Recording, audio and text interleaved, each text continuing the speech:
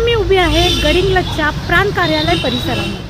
सध्या चालू असलेल्या वळवाच्या पावसानंतर गडिंग्लज प्रांत कार्यालयातील महात्मा गांधी यांच्या पुतळ्याजवळच अक्षरशः तळ साचलेलं आहे।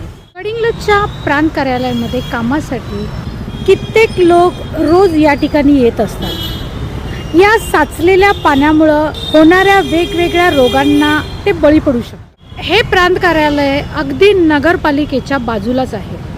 जर प्रांत कार्यालयाच्या परिसरातच अशा पद्धतीचं तळ असेल तर गडिंग्लजमध्ये काय परिस्थिती असेल हा आपण फक्त विचारच करावा। आता हे तळ भराव टाकून कधी मुजवलं जाणार आणि महात्मा गांधीजींच्या पुतळ्याला या तळ्यामधून कधी मुक्ती मिळणार हेच पाहणं आता औत्सुक्याचं ठरलं। जनगर्जना लाईव्हसाठी कॅमेरामन जयस सय्यदसह लता पालकर, गडिंग्लज।